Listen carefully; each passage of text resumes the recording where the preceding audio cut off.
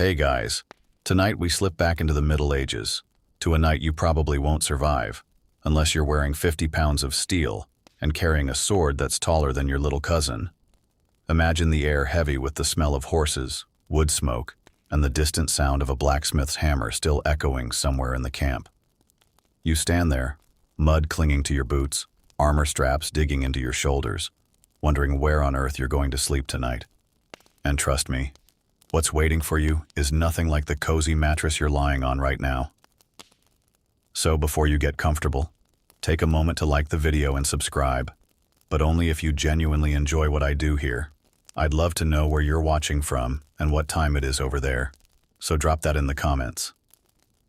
Now, dim the lights, maybe turn on a fan for that soft background hum, and let's ease into tonight's journey together. You wander forward, leaving behind the faint glow of the last village you passed miles ago. The field in front of you stretches out under a pale moon, scattered with tents that look like crooked teeth planted in the dirt. Somewhere nearby, a soldier is cursing because the stakes won't stay in the wet ground. The smell of damp hay mixes with the stench of leather that's been soaked in sweat all day. You breathe it in and almost choke, because it's strong enough to make you dizzy. There's no warm inn, no stone tavern with a blazing hearth waiting to welcome you. This is the real thing. The battlefield might not be bloody yet, but it's already marked with wagon ruts, churned earth, and patches where the grass has been completely trampled. You can hear the faint shuffle of hooves as squires lead horses to a picket line. The animals snort, toss their heads, and stamp against the chill, sending up little sprays of mud. It's a strange kind of evening, quiet but not peaceful. The air is full of tension, like the whole earth is holding its breath, waiting for the sun to rise and the clash of steel to begin. You pull your cloak tighter around you. The armor feels stiff against your skin, the straps rubbing sore spots into your shoulders. Your sword bumps against your thigh with every step, an annoying constant reminder that you're far from home. You spot a group of knights near the edge of the camp, their silhouettes outlined against the dying light of a campfire. They're laughing softly, not in joy, but the nervous kind of laugh that comes when everyone is pretending they're not terrified. One of them removes his helmet, shaking out sweaty hair, and you realize just how human they all look up close. Not shining paragons from a tapestry, just tired, dirty men who have to find somewhere to lay their heads before dawn. A squire waves you over and points toward a patch of ground that's been cleared. It's not much, just a strip of dirt that someone bothered to flatten with a boot. You kneel down, brushing away a few stray stones, and unroll a thin bedroll. Calling it a bedroll feels generous. It's more like a scratchy blanket stuffed with straw that smells faintly of mold. Still, you spread it out carefully, like it's the most precious thing you own, because tonight, it is. The ground is cold under your knees, and you can feel the dampness seeping through your trousers.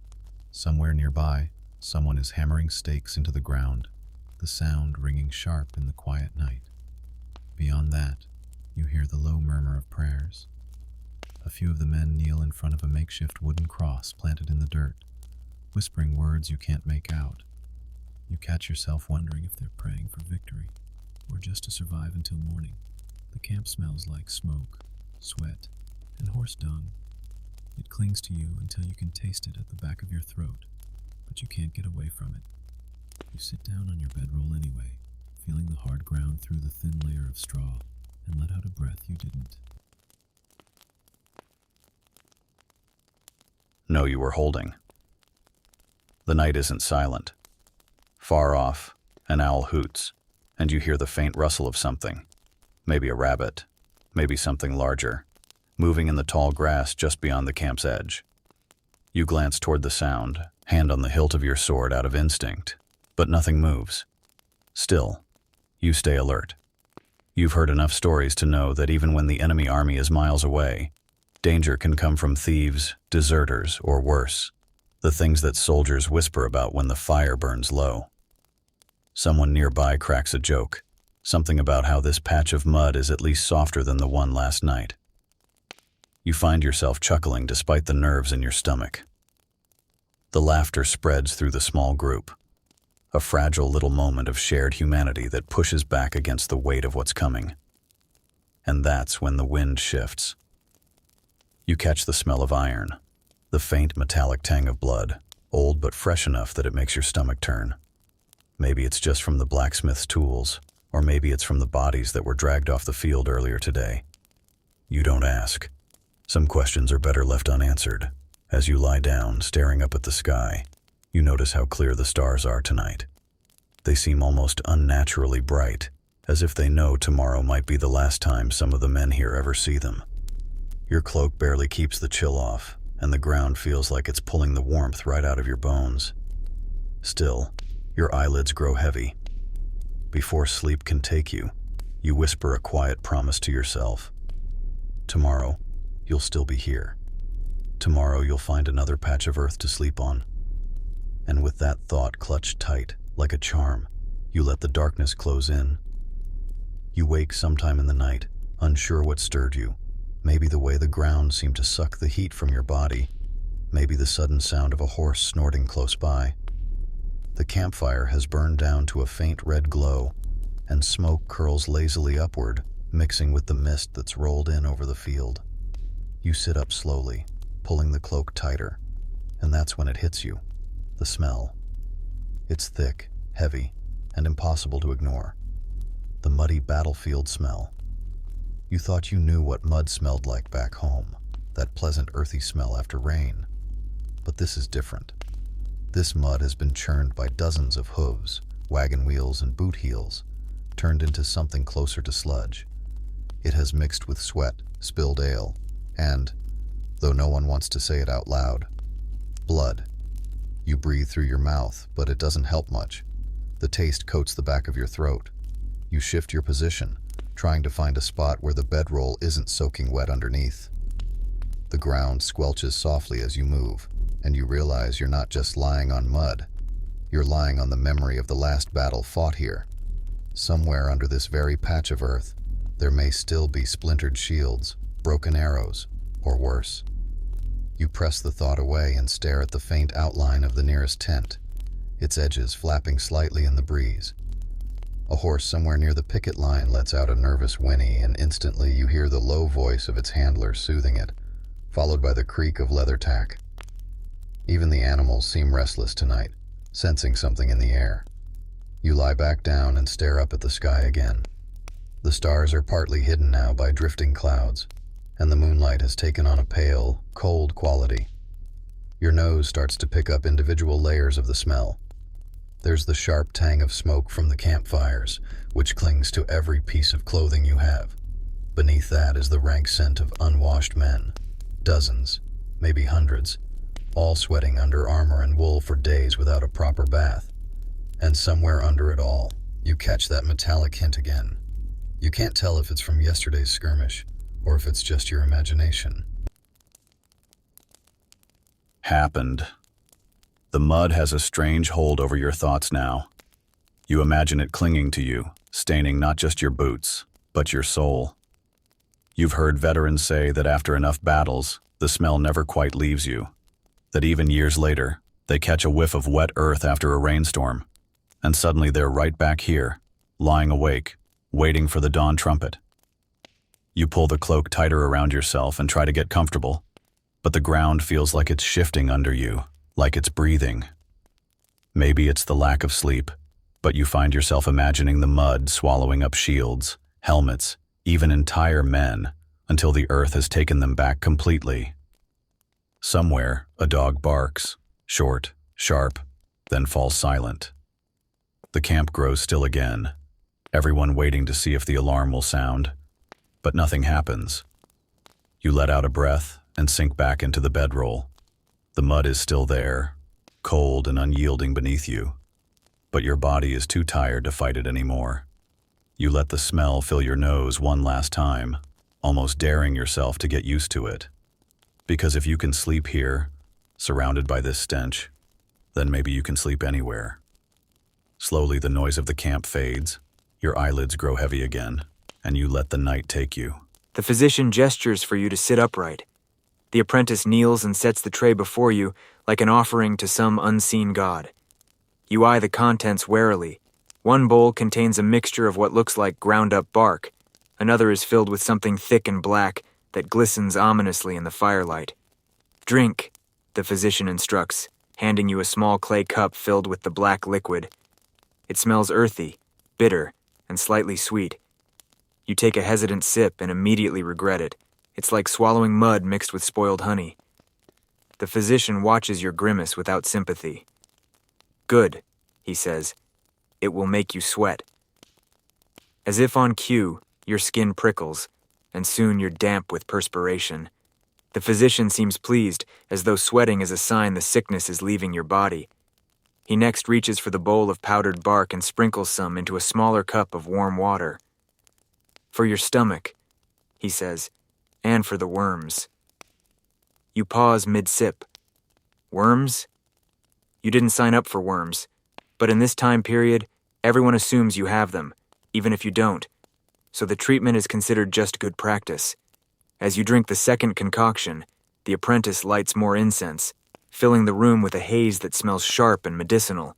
The physician begins chanting softly under his breath, words that seem half prayer, half instruction. Then comes the oddest part of the ritual.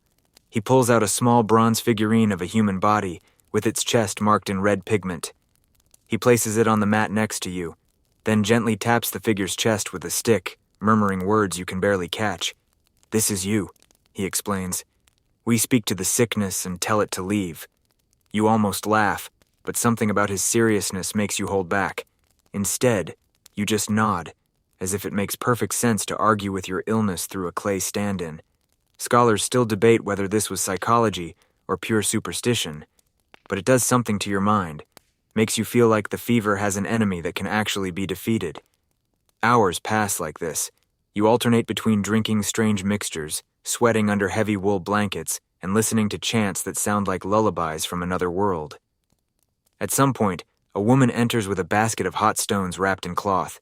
She places them near your feet, muttering about driving cold spirits from the body. The warmth seeps into your legs, and for a brief moment, you feel almost cozy. When the physician finally declares that the treatment is done for the night, you collapse back onto the mat, exhausted but strangely lighter, as if some invisible weight has been lifted. The apprentice sets a clay jar of water near your head. "Sip this when you wake," he says quietly. "The gods listen better when you are clean." As the hut grows silent and the oil lamp burns low, you lie there wondering if any of this is actually working, or if you've just been the centerpiece of an elaborate play put on for your benefit. But as your eyelids grow heavy, you notice one very important fact. For the first time in days, your chest doesn't feel like it's on fire. Maybe, just maybe, they're onto something. You drift off to sleep, the last thing you see being the small bronze figurine on the mat, its red chest glowing faintly in the lamplight. You wake to the faint, flickering light of dawn filtering through the hut's small window. Your body is stiff, and the remnants of sweat have dried into itchy patches across your skin. The physician is already there, kneeling beside a low table with a set of sharp, glinting tools that make your stomach flip nervously. "Today we try something more direct," he says, with a calm authority that's somehow more terrifying than yelling. He spreads a clean linen cloth over your chest and begins arranging his instruments. You notice a small bronze knife, a bundle of needles, and a bowl filled with tiny ants crawling in and out. "Don't worry," he adds casually. "Some of these are very effective." The first procedure is trepanation, the drilling of a small hole in the skull. You blink, convinced you misheard, but the physician merely nods, showing you a diagram of ancient patients who had survived the procedure.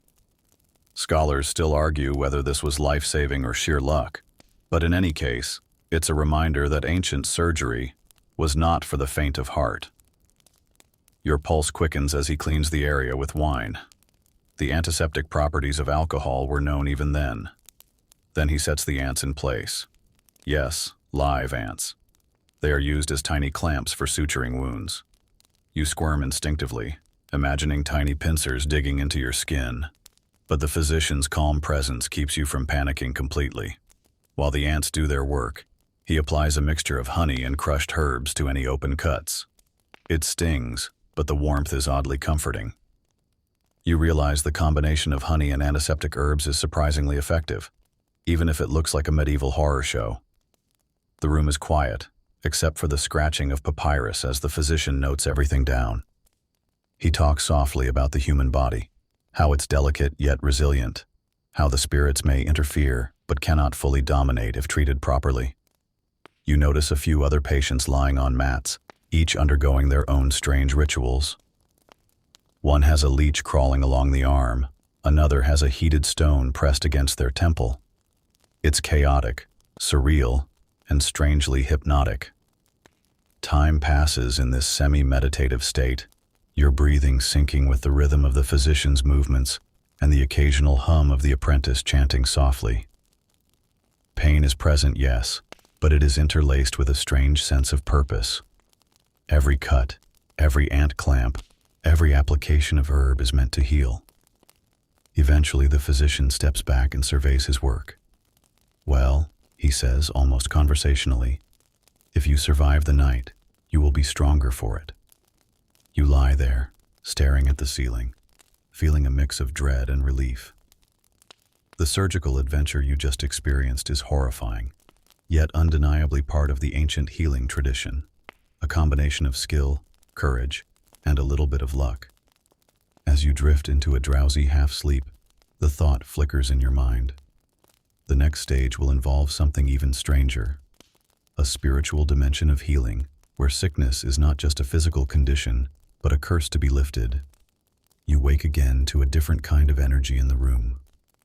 The physician has stepped aside, and in comes the spiritual healer, a tall figure draped in flowing robes, carrying a bundle of fragrant herbs and a carved wooden staff. The air shifts as if the very room is holding its breath. "You are not merely sick," the healer intones. "You are cursed. The spirits have lingered too long." You glance down at yourself, realizing that the fever, the aches, the sweats, all of it is being attributed to forces you cannot see.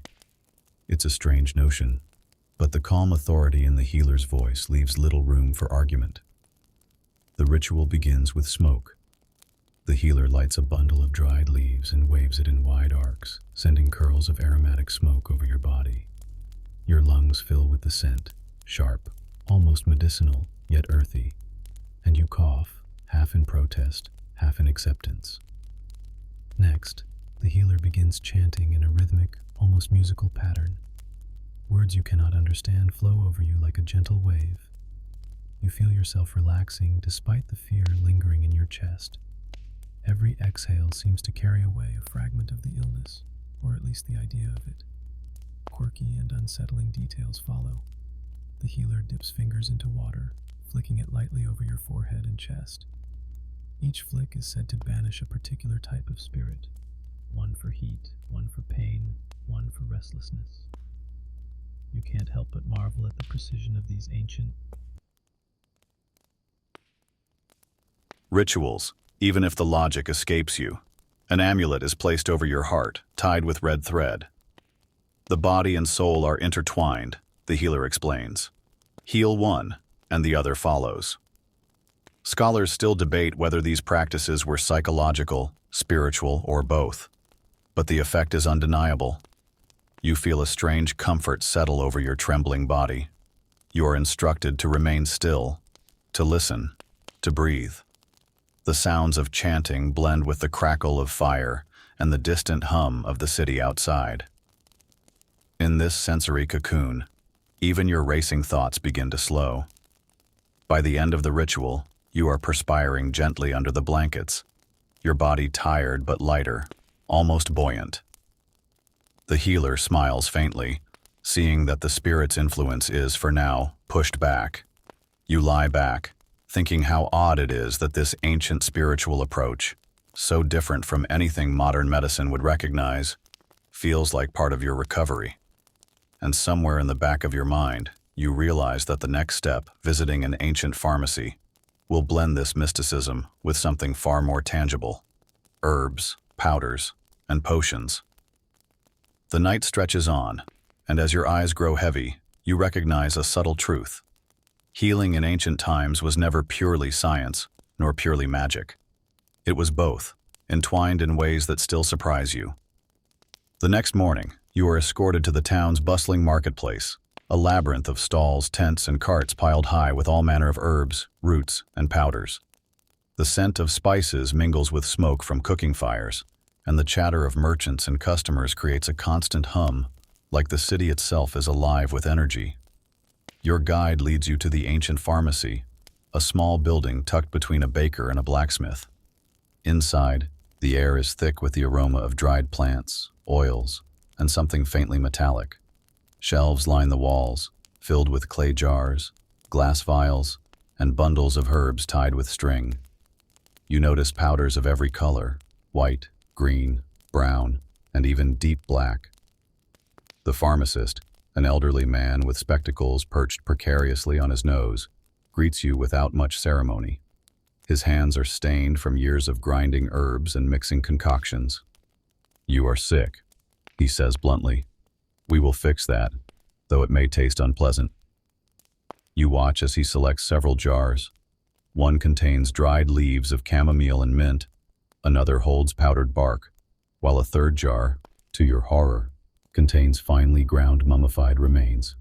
He sprinkles a pinch into a small clay cup, explaining that it's believed to cure a host of ailments. Quirky as it seems, mummia was a real remedy used until the 17th century, and some scholars argue it even had minor antiseptic properties. The pharmacist hands you a bitter-tasting syrup mixed from honey, crushed herbs, and resin. You gag slightly but sip it anyway. It coats your throat, leaving an acrid sweetness that lingers.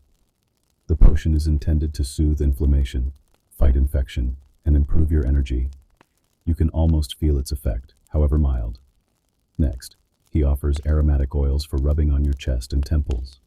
One smells of pine, another of myrrh, each applied in careful circular motions. The touch and scent calm you in ways that modern medicine rarely considers. He gives you a final instruction: rest, drink plenty of water, and avoid cold winds. You realize that this ancient pharmacy is a blend of science and tradition, of observation and superstition, much like the healer and physician who treated you before. Outside, the marketplace is alive with other travelers and patients. Some are buying powders to cure coughs, others amulets to ward off spirits, and still others strange animal-derived remedies. The combination of practicality and ritual is astonishing. You sip the remaining syrup, feeling the warmth slide down your throat, and think about how far people went to protect themselves from illness, from mummia to honey to star charts. Even if some methods seem absurd, you sense a deep commitment to survival and care. The pharmacist waves as you leave, handing you a small pouch of herbs for your journey home. You tuck it carefully into your cloak, realizing that this stop at the ancient pharmacy has given you a tangible sense of how people approached sickness, through observation, ritual, and a little bit of daring. As you step back into the marketplace, the sun warm on your face, you know that the next challenge awaits. The experience of living through a pandemic, a test of endurance, fear, and strange medical wisdom on a massive scale. The market noise fades behind you as you leave for the outskirts of town, where the shadow of a far larger threat looms, a pandemic. You can feel it even before you arrive. Whispers of plague, tales of sudden death, and the hollow-eyed fear of those who have already seen too much. The first sight that strikes you is the mass graves. They are shallow, hastily dug, and the stench of decay hangs heavy in the air. You step carefully, your stomach knotting, realizing this is the scale of sickness that the village healer could never manage alone. People wear cloths over their mouths and noses, while others move like ghosts between the carts, selling herbs, powders, and even charms to protect themselves. In Athens, centuries ago, one plague reportedly killed a third of the city's population. You can almost see it. Citizens collapsing in the streets, neighbors running in terror, and priests screaming that the gods are angry. Scholars still argue about the exact cause: typhoid, measles, something else entirely. But the devastation is undeniable. You pass by a small alley where a man is chanting prayers over a basket of unclaimed bodies. A woman sprinkles water over the doorway of her home, trying to purify it. A boy coughs violently, clutching his stomach, and you notice the fear mirrored in the eyes of everyone around him. Morning light spills through the palace windows, casting golden stripes across the marble floor. You stretch, still weak, but feeling a little stronger, and notice the meticulous order of the royal infirmary. Each patient has a designated bed, carefully labeled jars of remedies, and attendants trained to anticipate needs before they are voiced. The physician returns, holding a small scroll. He explains that the remedy for your lingering fever involves a combination of poultices, aromatic baths, and a peculiar procedure: cupping. You watch as he heats small glass cups over a flame, then places them gently on your back. The suction pulls at your skin, leaving red circular marks, and your muscles relax despite the odd sensation. The process is strangely comforting. The warm suction stimulates circulation, and you can almost feel tension and illness being drawn out. Scholars still argue whether cupping had significant medical benefit or served mainly as a placebo, but lying there, you don't mind either way. Between treatments, attendants bring trays of food: thick porridge with honey, roasted grains, and small portions of meat. You eat slowly, realizing that nutrition and healing was already valued, even if the science behind it wasn't fully understood. The day stretches with quiet rituals: the physician checking your pulse, the nurse applying oils and ointments, attendants fanning you to regulate your body temperature. You notice small details: a bowl of water for cleansing, incense burned to ease tension, and even soft music in the background to calm restless patients. Despite the luxury, there's a reminder that illness is still dangerous. Another patient in the infirmary coughs violently, and a hush falls over the room. You see the concern in the attendant's eyes, a silent acknowledgement that even the best care cannot guarantee survival. By evening, your fever has subsided further, and the combination of medical expertise, attentive care, and ritual seems to have stabilized you. You lie back on the soft bed, listening to the distant sounds of the palace: horses in the courtyard, the soft steps of attendants, the muted chatter of other patients. In this space, you feel the strange intersection of art, science, and care. The Royal Infirmary is not just a place for treatment. It is a theater of healing, where skill, ritual, and observation merge to give life a fighting chance. As you drift to sleep, you reflect on the journey so far, from village huts with chanting healers to the palace with its elaborate medical protocols. Each step, each method, has shaped a world where sickness was a battle fought on multiple fronts: body, mind, and spirit. You awaken to the faint clatter of dishes and the murmur of attendants moving through the palace halls. Today's focus is prevention, not just curing illness, but ensuring you don't fall victim again.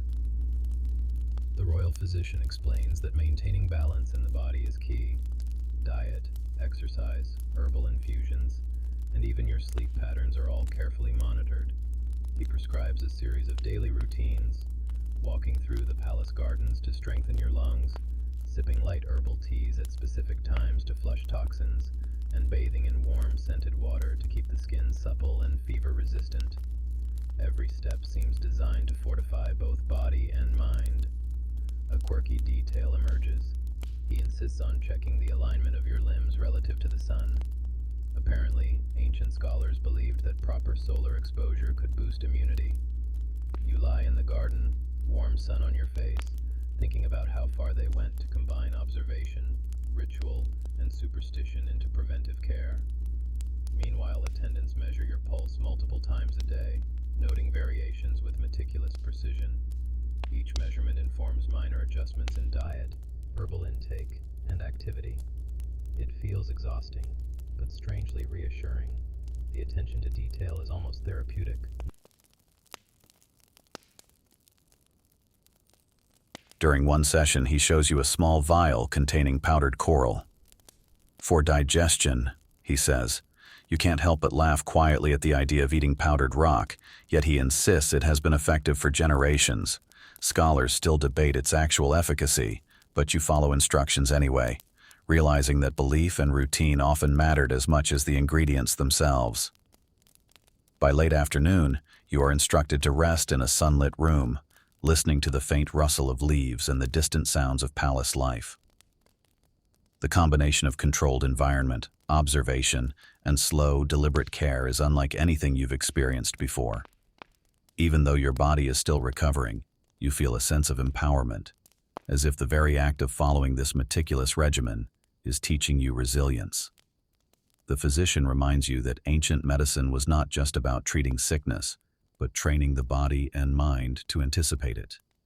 As night falls, you reflect on the journey, from village huts to city streets ravaged by plague, to the royal infirmary where skill, ritual, and science converge. You understand that surviving in the ancient world required not just medicine, but adaptability, observation, and sometimes sheer luck. You drift to sleep with a soft smile, feeling that for the first time, you're not just a patient, you're part of a continuum of human ingenuity in the fight against illness. When you wake the next morning, the palace feels different, quieter, almost reverent. The physician greets you with a solemn expression and informs you that today you will participate in a cleansing ritual, one reserved for those who are nearly healed, but must rid themselves of lingering shadow sickness. You're escorted to a small inner courtyard, where a shallow stone pool has been filled with warm water and floating herbs. Steam rises into the air, carrying the scent of mint, lavender, and crushed juniper berries. You are instructed to step in slowly, letting the water cover your legs, then your chest. The sensation is soothing, almost ceremonial. The physician and two attendants stand nearby, reciting a series of phrases as they pour additional herbal infusions into the water. Each one is supposed to draw out the last of the illness. Quirky detail. At one point, they crack a raw egg into the water and watch how the yolk drifts, using it as a sign to determine whether the sickness is fully gone. You watch, fascinated, as the physician nods seriously at the result. "You are nearly free," he declares. After the bath, you are wrapped in clean linen and given a small clay amulet to wear around your neck. "Protection," the physician says simply, tying it with a thin strip of leather. You can feel its weight against your chest, a mix of medicine and magic, a final guard against relapse. The rest of the day is spent in quiet reflection. You are asked to write, or at least dictate, your thoughts about your illness, what you've learned, and how you intend to live differently. This surprises you. Journaling in the ancient world. But the physician explains that keeping a record helps future healers learn. Scholars still argue whether such patient accounts were common practice, but the idea feels strangely modern. You spend the evening sipping a light broth, watching the shadows grow long in the courtyard, feeling your strength returning. The fever that once gripped you has vanished completely, replaced with a lightness in your limbs and a strange clarity in your mind. Night falls, and attendants bring small oil lamps, placing them around your bed. The soft glow makes the room feel like a sanctuary. The physician visits one last time, checking your pulse, smiling faintly at your progress. "You are ready to return to the world," he says. But remember, health is not just the absence of illness, it is balance. Keep the balance and you will thrive. As you lie down to sleep, you think about all you've seen. Heal.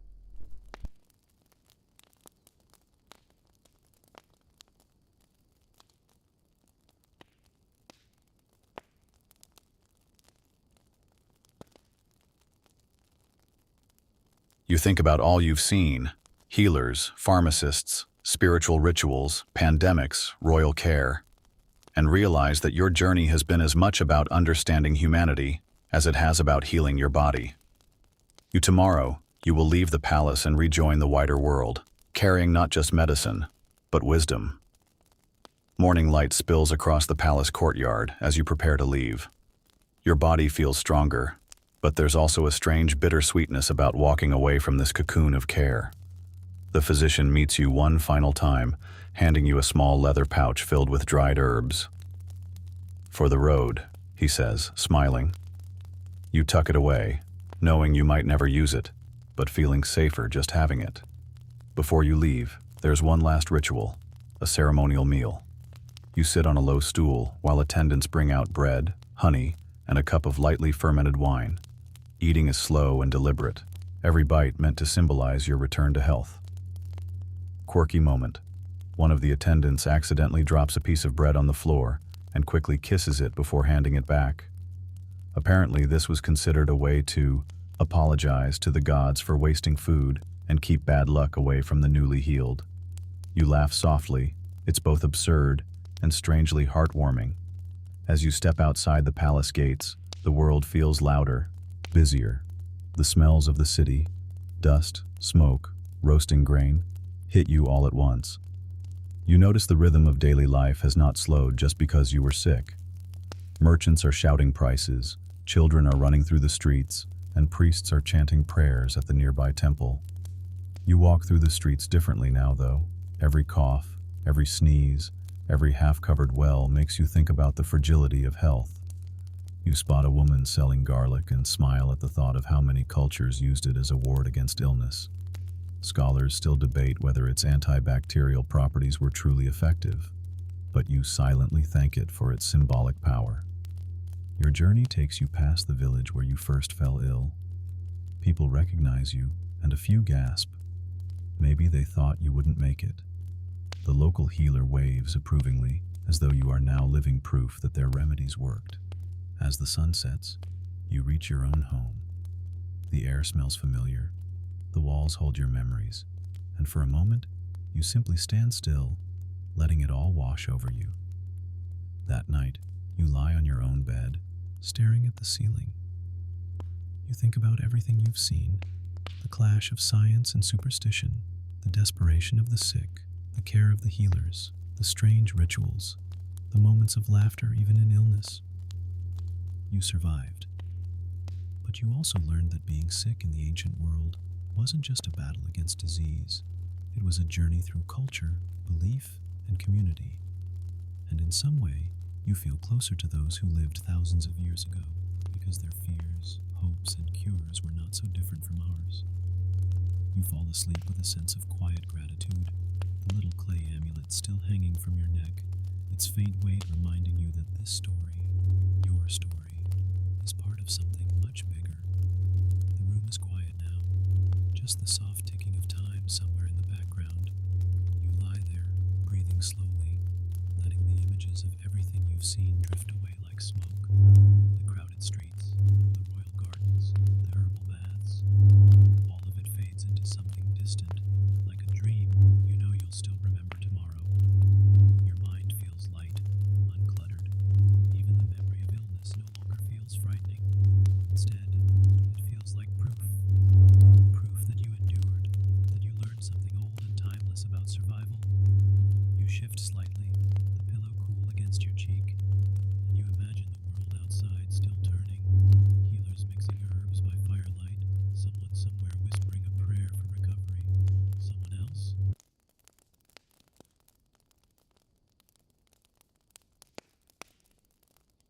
Inventing a new cure that might save a stranger's life centuries from now. Your breathing slows. The air feels softer now, like it's holding you in place, keeping you safe.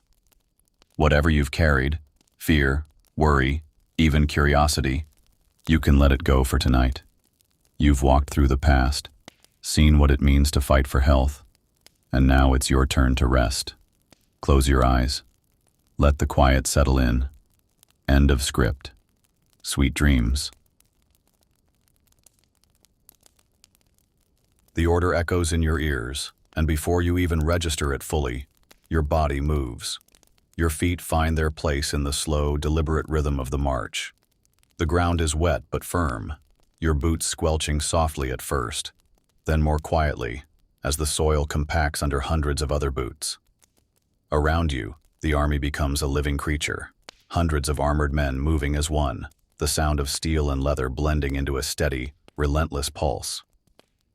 Inside your helmet, every sound is strangely magnified. You hear your own breath, slow and heavy, fogging the inside of the visor with each exhale. You hear the creak of your straps, the clatter of your neighbor's shield, the faint jingle of harness rings on the horse just ahead of you. It's like walking inside a drum, every noise echoing close and loud. The sun is climbing now, turning the dew on the grass into glittering beads that flash as you pass. You focus on the ground, step by step, letting the rhythm of the march carry you forward. Your arms swing slightly, your sword bouncing softly against your hip. And then you feel it, the vibration. Faint at first, just a shiver through the soles of your boots. Then stronger, a low, rolling tremor you can feel in your bones. The horses, the knights up ahead are mounted now, and their war horses move with a power that shakes the earth. The combined weight of man and beast is enough to make the ground hum like a drum skin. You glance up through the slit in your visor and catch sight of them, the line of horsemen forming ahead. Their lances are raised, their banners snapping in the wind. The sunlight flashes off their polished helmets, dazzling for a moment. The road curves gently downward toward the field, and as you crest the rise, you see it. The battlefield laid out in front of you, like a terrible invitation. The mist is gone now, burned away by the morning sun, and the enemy army is fully visible. For a moment, you forget to breathe. They are arrayed in their own formation on the far side of the field, a glittering wall of spears and shields, banners flapping in bright colors. You can see the movement of their horses, the glint of their helmets, even the faint flash of sunlight on drawn blades.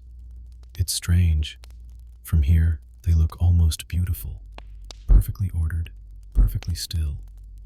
Someone near you mutters something under his breath, a curse maybe, or a prayer. You can't tell which. Mainstream historians often write about this moment as a clash of civilizations, a meeting of nations, a turning point in history.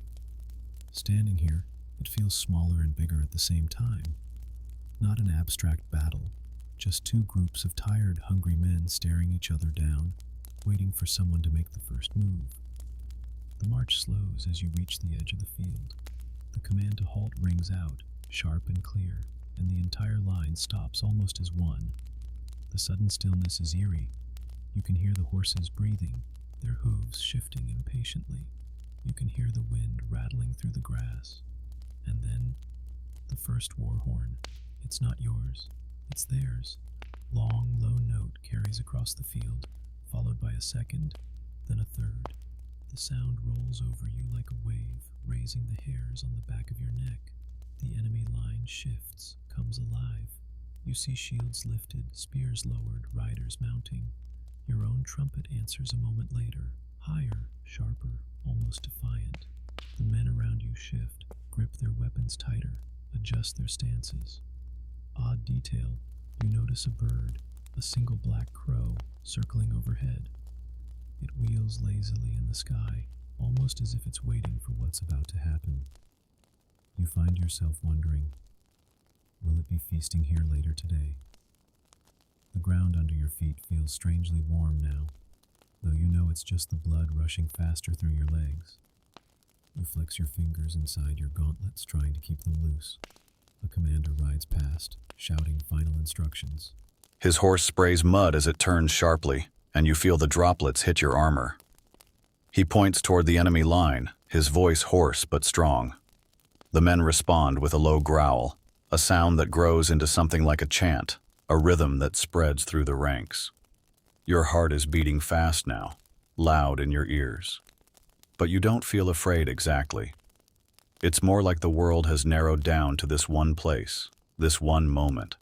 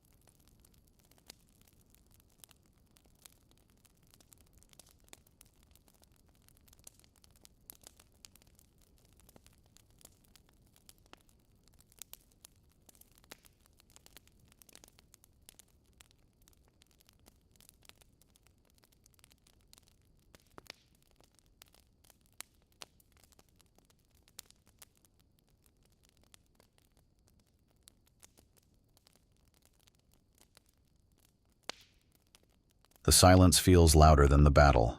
For a moment, all you can hear is your own breathing, ragged, harsh, echoing inside the helmet. You taste metal in your mouth, can't tell if it's blood or just the air thick with iron. You stagger a step back and plant your sword tip in the mud, using it like a walking stick. Your legs are trembling. The line behind you is breathing like one giant creature, gasps and coughs, the clink of armor as men adjust straps and pull themselves upright. Then the cries begin. They rise slowly at first, like the sound of waves on a distant shore, then grow louder, more insistent. Men calling for help, some screaming, some whimpering. Somewhere nearby, a horse lies kicking in the mud, squealing, until someone ends its misery with a single swift strike. You look down at your own hands. They're shaking. The sword is slippery with blood. Some yours, most not.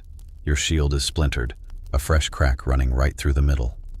A figure brushes past you, a squire, barely more than a boy, running with a water skin in one hand and a roll of bandages in the other. You watch him drop to his knees next to a wounded knight, fumbling with the straps of his armor to get to the wound underneath. The knight groans, blood soaking through the cloth faster than the boy can wrap it. And then the field begins to move. Not with soldiers this time, but with the camp followers, the shadowy second army that waits just beyond the edge of every battlefield. They come cautiously at first, women and older men with baskets and buckets, carrying stretchers made from rough cloth stretched over poles. Some are here to help, to drag the wounded back, to tend to them. Others aren't. You see one bend over a fallen soldier, quickly rifling through his belt pouch before glancing around to see if anyone noticed.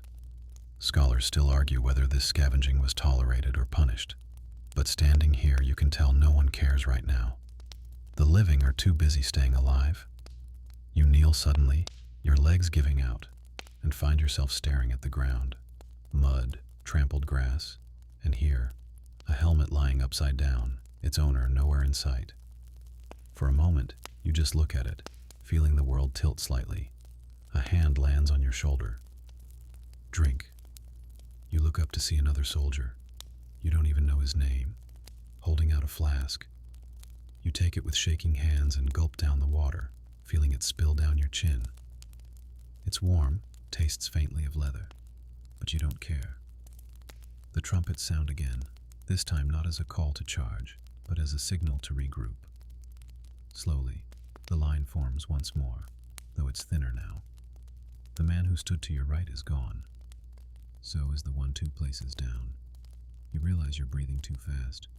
You try to slow it down, but the image of the man you stabbed flashes in your mind again. His scream, the way he fell.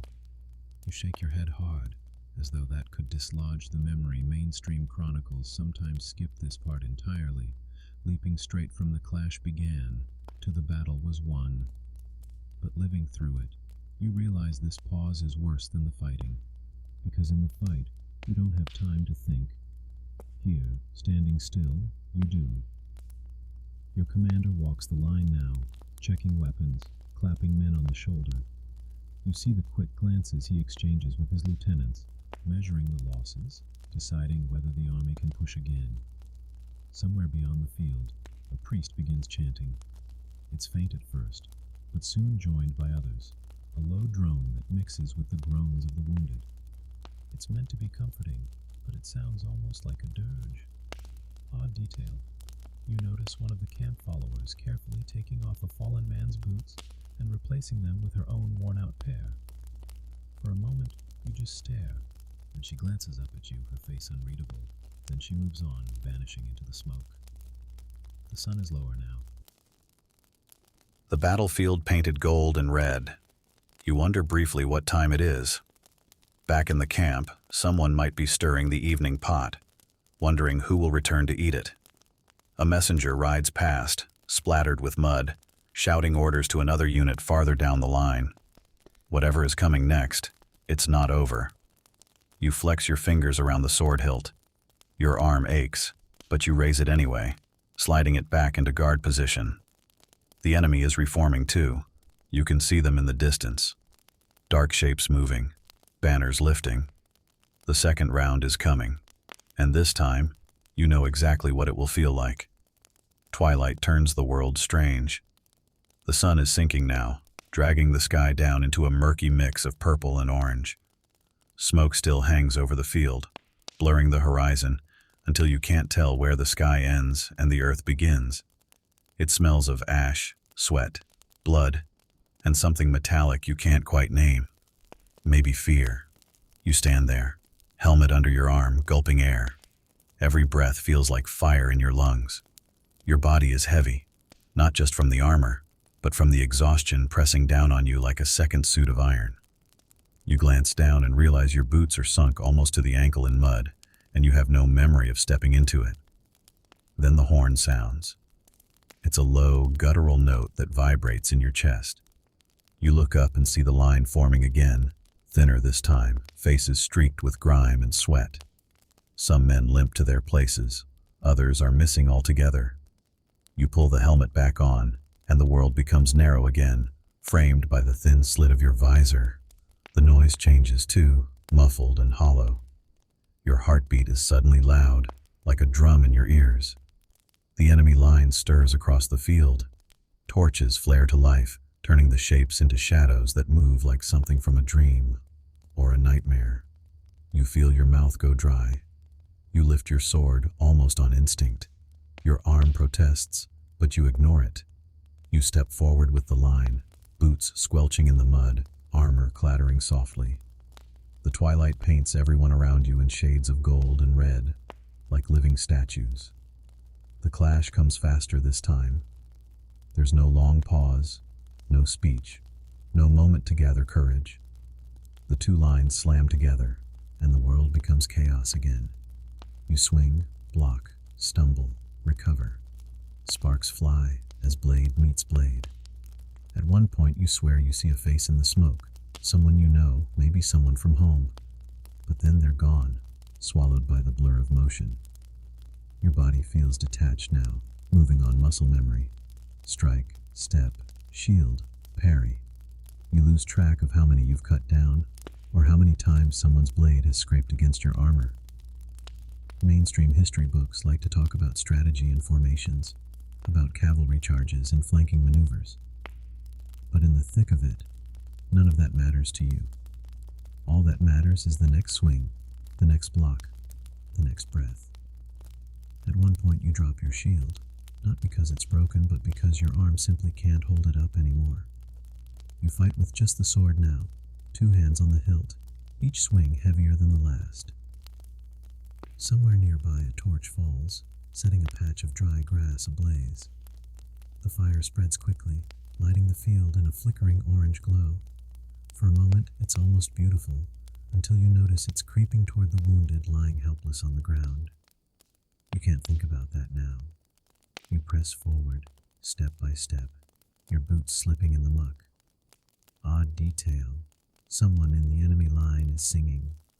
Not loud, not triumphant, just a soft, steady tune, like a lullaby. It cuts through the noise in a way that makes your stomach turn. You don't know how long you've been fighting when the second horn blast sounds. The enemy pulls back this time, vanishing into the smoke. You're left standing there, panting, sword still raised, waiting for the next wave that doesn't come. The field is eerily quiet now except for the crackle of flames and the groans of the injured. You pull off your helmet, your hair plastered to your head with sweat. The air is cold against your skin, but it feels good. Scholars still argue whether knights experience something like battle trance, a state where exhaustion and adrenaline blur together, making the world seem distant and unreal. Standing here, you're pretty sure they did, because everything feels dreamlike now, as if you're floating just outside your own body. You stagger toward what's left of the line. Some men are sitting in the mud, too tired to stand. Others are already searching the fallen for weapons, armor, anything worth keeping. The scavengers have returned too, ghosts in the torchlight, moving from body to body. The commander calls for a halt. No pursuit tonight. Both sides will sleep where they are, because neither has the strength to do otherwise. You sink down against a half-broken shield, letting your sword fall from your hand. Your fingers are cramped, leaving dents where the hilt pressed against your skin. The stars are coming out now, faint but steady. The firelight dances across the field, casting long, shifting shadows. You close your eyes for a moment, just to rest them. When you open them again, you're not sure if you actually slept or just drifted somewhere between waking and dreaming. Either way, the battlefield is still there, waiting. And you know tomorrow, it will start all over again. Night does not bring peace.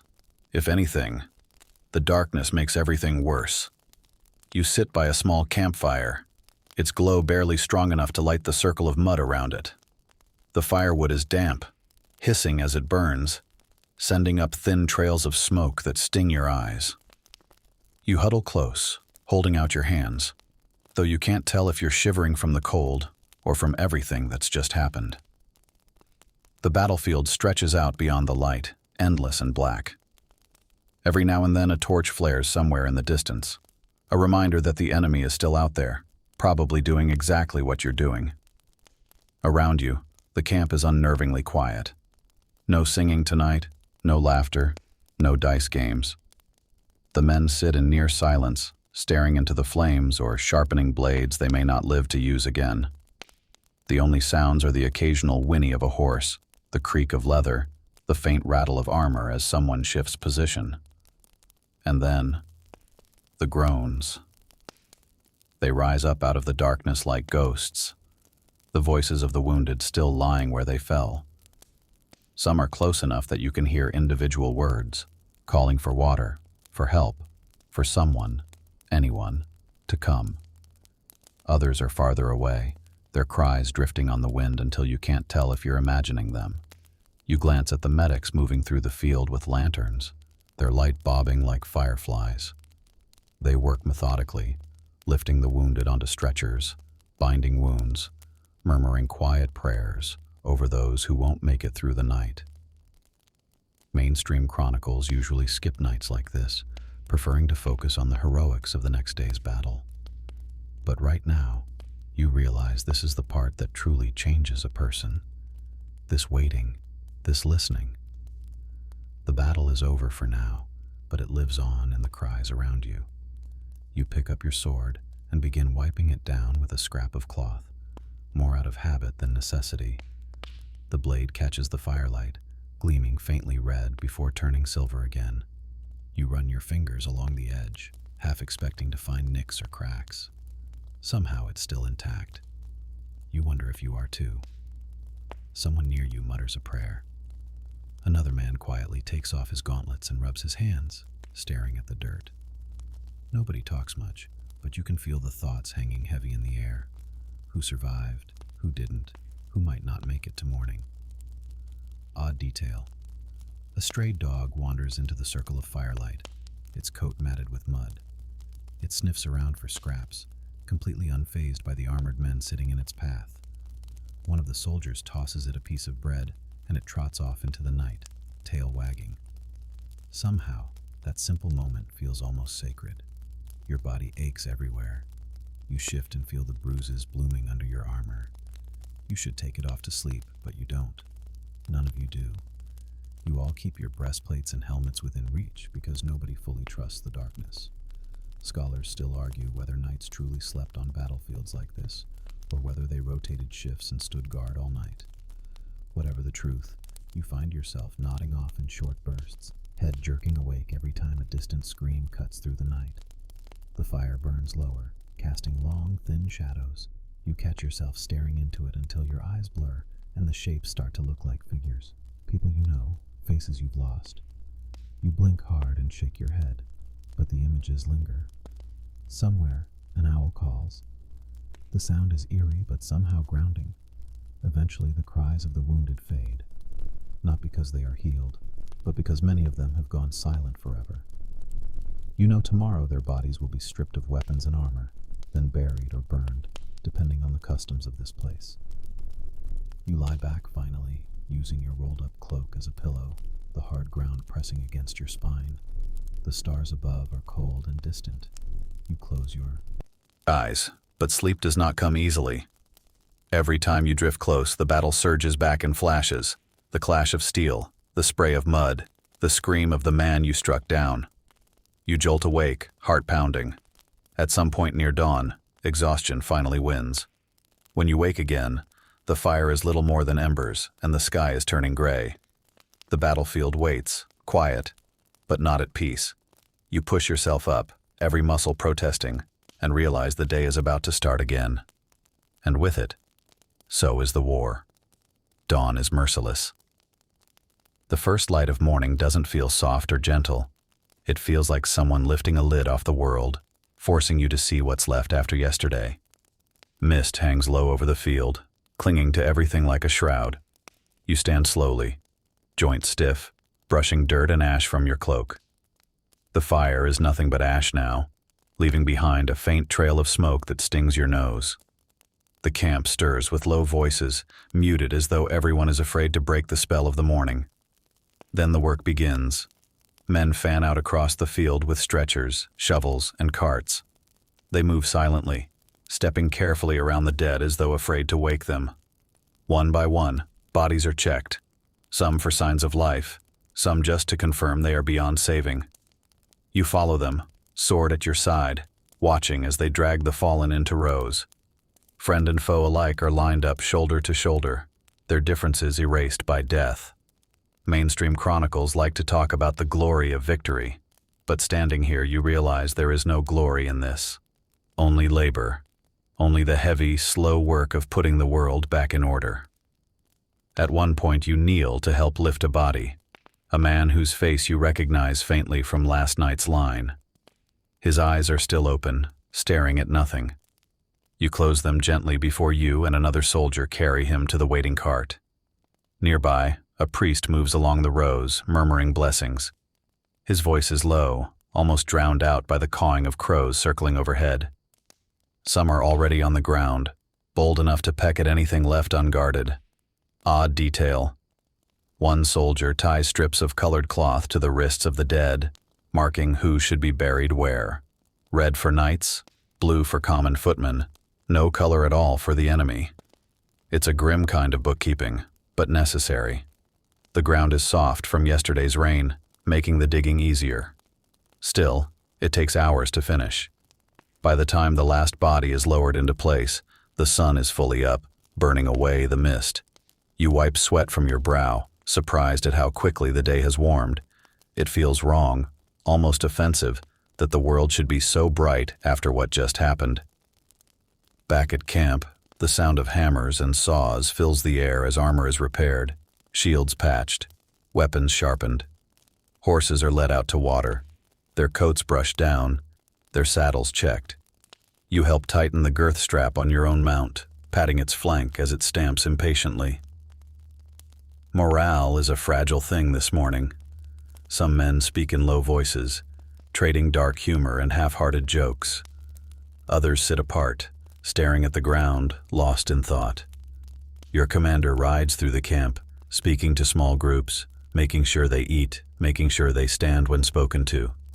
He knows what you all know, that the next battle is coming, maybe today, maybe tomorrow, but soon.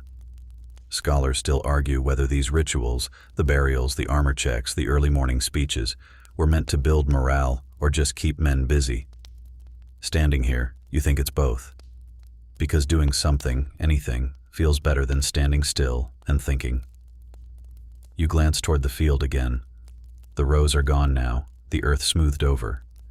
The dead are beneath your feet, silent witnesses to whatever happens next. A trumpet sounds once, not the alarm, but a call to assemble. You and the others gather in a rough circle as the commander gives his.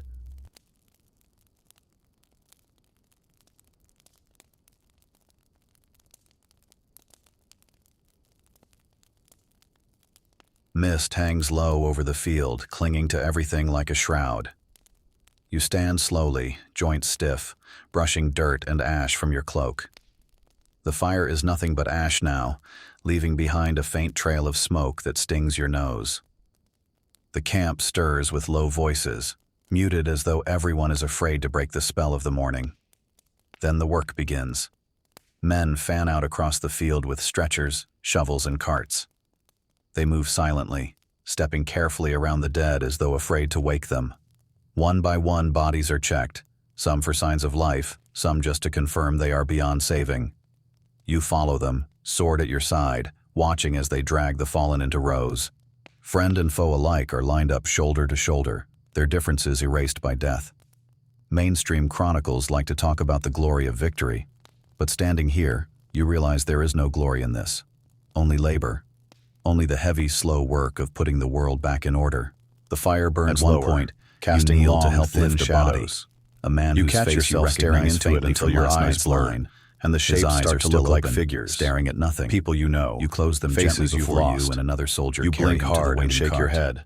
Nearby, But the images linger. a priest moves along the rows, Somewhere, murmuring an blessings. owl calls. His voice is low. The sound is almost eerie, drowned but out somehow by the cawing grounding. of crows circling overhead. Eventually, the cries of Some the are wounded already fade, on the ground, bold not enough because to they peck are at anything healed, left unguarded. but because many of them have gone Odd silent detail. forever. You One know tomorrow soldier their ties bodies will be strips of stripped colored of cloth weapons to and the armor, wrists of the then dead, buried or burned, marking who should be depending on the buried customs where. of this place. Red for knights, You lie back blue finally, for common using footmen, your rolled-up no cloak color as a at all pillow, for the enemy. the hard ground It's a pressing grim against kind your of spine. bookkeeping, but The necessary. stars above are cold The and ground distant. is soft from yesterday's You close rain, your eyes, making the digging but sleep easier. does not come easily. Still, it takes Every hours time to you drift finish. close, the By the battle time surges the last back and body is flashes. lowered into place, The clash of the steel, sun is fully the up, spray of mud, burning away the the scream mist. of the man you struck down. You wipe sweat from your brow. You jolt awake, surprised heart at how pounding. quickly the day has warmed. At some point near dawn, It feels wrong, exhaustion almost finally offensive, wins. that the world should be so bright after what just happened. Back at camp, the sound of hammers and saws fills the air as armor is repaired, shields patched, weapons sharpened. Horses are led out to water, their coats brushed down, their saddles checked. You help tighten the girth strap on your own mount, patting its flank as it stamps impatiently. Morale is a fragile thing this morning. Some men speak in low voices, trading dark humor and half-hearted jokes. Others sit apart, staring at the ground, lost in thought. Your commander rides through the camp, speaking to small groups, making sure they eat, making sure they stand when spoken to. He knows what you all know, that the next battle is coming. Maybe today, maybe tomorrow, but soon. Scholars still argue whether these rituals, the burials, the armor checks, the early morning speeches, were meant to build morale or just keep men busy. Standing here, you think it's both. Because doing something, anything, feels better than standing still and thinking. You glance toward the field again. The rows are gone now, the earth smoothed over. The dead are beneath your feet, silent witnesses to whatever happens next. A trumpet sounds once, not the alarm, but a call to assemble. You and the others gather in a rough circle as the commander gives his orders. His voice is steady, calm, but there's no pretending this is easy. The plan is simple. Hold the line. Keep the enemy contained until reinforcements arrive. You nod along with the others, though you can't help glancing toward the horizon where the enemy camp still waits, hidden in the trees. Breakfast is a thin stew ladled into wooden bowls, more water than meat. You eat quickly, not because you're hungry, but because you know you'll need the strength. When the meal is done, you take a moment to check your sword edge one last time. The whetstone scrapes softly, a sound that feels almost soothing. Oddly enough, the camp is louder now. Men talking, laughing, even arguing again. It's as if the burial lifted something heavy from everyone's chest. You feel it too, a strange lightness, though the knot in your stomach hasn't gone away. By mid-morning, the camp is fully alive again. Horses snort and stomp, men shout to one another, and somewhere someone begins singing, not the eerie song of last night's enemy, but something rough and defiant. You find yourself humming along, almost without realizing it. The sun climbs higher, and the field begins to look less like a graveyard and more like a battlefield again, which of course it will soon be. You take a deep breath, feeling the air fill your lungs, and try to hold on to the brief calm of this moment, because deep down, you know it won't last. The first sign that today will not stay quiet comes just after midday. You're sitting near the edge of the camp, sharpening your sword again just to keep your hands busy, when you hear the distant call of a horn, not your side's. The sound is faint, carried on the wind from somewhere beyond the tree line, but it's enough to freeze everyone in place. Then another horn answers, closer this time, followed by the sound of hooves, scattered, uneven, like scouts returning in a hurry. Your commander is already in the saddle by the time the first rider bursts into camp, mud caked up to his knees. He shouts a few clipped words you barely catch. Enemy sighted, moving closer, preparing for something big. The camp comes alive instantly. Men jump to their feet, grabbing helmets, checking straps. Horses are led into position. The easy chatter from earlier vanishes, replaced by the clatter of steel and the thud of boots. You stand too, heart pounding faster, and make your way toward your gear. This time, the ritual of arming yourself feels different. Yesterday, it felt heavy, ceremonial. Today, it feels automatic. You slide into the arming doublet, barely noticing its weight. The chainmail goes over your head with a wet clatter, but you don't grunt this time. Your body has learned how to bear it. The squire, or maybe just another soldier pressed into the role, works quickly, strapping greaves and cuisses in place, buckling vambraces around your arms. The sound of leather being pulled tight is sharp in your ears. The breastplate settles against your chest with a thud, but you hardly notice. It's just another step. Another box ticked. You flex your fingers, testing the movement. The sword feels natural in your grip now, like an extension of your hand rather than a separate thing. Odd detail. Someone nearby is humming under their breath as they tighten a strap. A strange, almost cheerful tune that makes you glance at them twice. They catch your eye and shrug, as if to say, "Why not?" When the helmet goes on, the world narrows again, but it doesn't feel as suffocating as yesterday. The visor slit is just the visor slit now. The sound of your own breath just background noise. Scholars still argue whether knights felt fear before battle or whether their training dulled it. Standing here, you realize it's not that you don't feel fear, it's that you no longer have the energy to dwell on it. Fear is just another thing you pack and carry, like your sword or shield. You fall into formation with the others, boots squelching in the damp earth. The line stretches out on either side, thinner than it was on the first day, but still solid.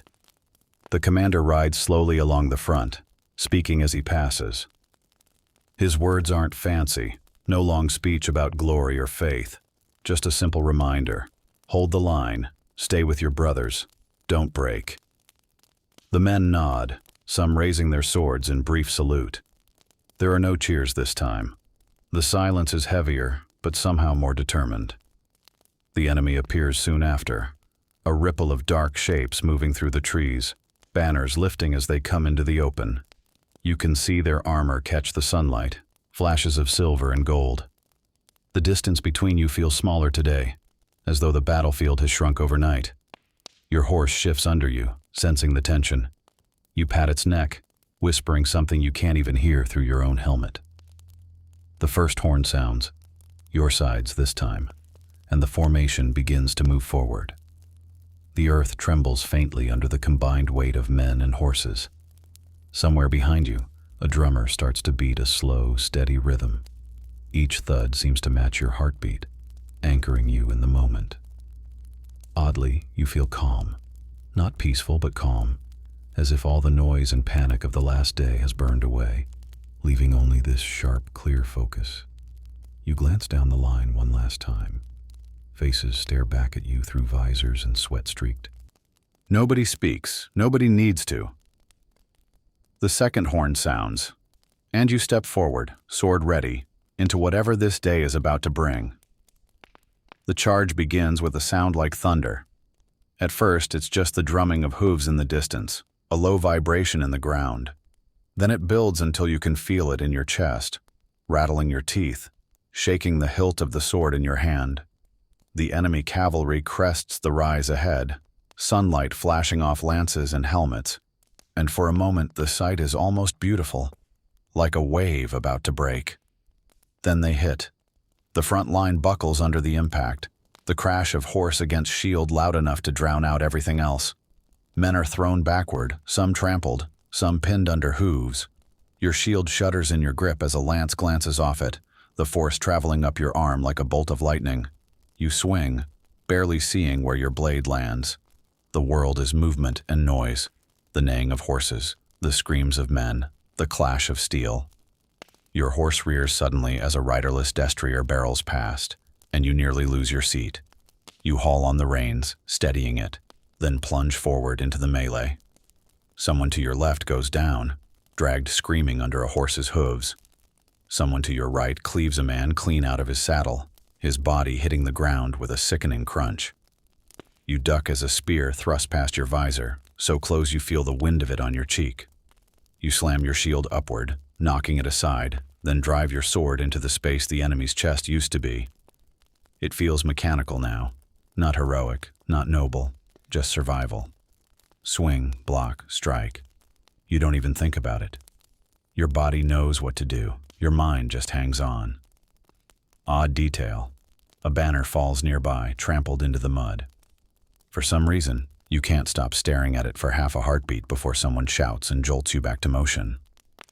The enemy cavalry pulls back after what feels like hours, but must have been minutes, leaving behind a churned-up killing field. The air is thick with dust and smoke, so much that you cough inside the helmet, sweat running down your face. But there's no time to rest. The enemy infantry is already advancing, closing the gap with shields raised, spears bristling. You step forward with your own line, bracing yourself for the clash. The two sides meet with a sound like a door slamming shut. The fighting becomes tighter now, more brutal. You're pressed shoulder to shoulder with your comrades, stabbing into the gaps of enemy armor, bashing with the rim of your shield, trying not to trip on the bodies piling up underfoot. Mainstream historians often write about formations, about how well-disciplined knights held the line. But in this moment, it feels like chaos. Someone is shouting orders, but you can barely hear them over the ringing in your ears. You take a blow to the helmet that leaves you momentarily blind, stars bursting in your vision. You stagger, almost go down, then feel a hand grab your arm and yank you upright. You don't even see who it is. Just nod once and swing again. The hours blur together. You lose all sense of time, of direction. The only way you know you're still alive is that you're still moving, still striking, still breathing. At some point, the enemy line begins to falter. You feel it in the way their shield wall starts to sag, in the way their thrusts grow slower, sloppier. Someone shouts the order to push, and suddenly you're surging forward, driving them back step by step. Your sword arm feels like it's on fire now, but you don't stop. The enemy breaks, scattering back toward their camp. And then, just like that, it's over. The field is eerily quiet again, except for the moans of the wounded and the whinnying of loose horses. Your breath rasps inside the helmet, and when you finally pull it off, the air feels shockingly cold on your face. You look around at what's left, the churned mud, the broken. Somewhere behind you, the commander raises his sword and gives the signal to rally. There's no cheer this time, no triumphant shout, just weary nods, exhausted faces, and the slow regrouping of what's left of the line. You wipe your blade on a patch of grass and slide it back into the scabbard with shaking hands. Your fingers are so numb you can barely manage the buckle. Oddly, you feel both heavier and lighter at the same time. Heavier with exhaustion, lighter with the simple fact that you survived. The sun is already sliding down the sky, throwing the battlefield into long shadows. The day's biggest fight is over, but you know this isn't the end. Because wars don't end with one battle. They end with all the battles, stacked one after another, until someone can't fight anymore. You take one last look at the field, then turn back toward camp, every step slower than the last. The war will still be here tomorrow, and so, somehow, will you. Night does not bring peace. If anything, the darkness makes everything worse. You sit by a small campfire, its glow barely strong enough to light the circle of mud around it. The firewood is damp, hissing as it burns, sending up thin trails of smoke that sting your eyes. You huddle close, holding out your hands, though you can't tell if you're shivering from the cold or from everything that's just happened. The battlefield stretches out beyond the light, endless and black. Every now and then, a torch flares somewhere in the distance, a reminder that the enemy is still out there, probably doing exactly what you're doing. Around you, the camp is unnervingly quiet. No singing tonight, no laughter, no dice games. The men sit in near silence, staring into the flames or sharpening blades they may not live to use again. The only sounds are the occasional whinny of a horse, the creak of leather, the faint rattle of armor as someone shifts position, and then the groans. They rise up out of the darkness like ghosts, the voices of the wounded still lying where they fell. Some are close enough that you can hear individual words, calling for water, for help, for someone, anyone, to come. Others are farther away, their cries drifting on the wind until you can't tell if you're imagining them.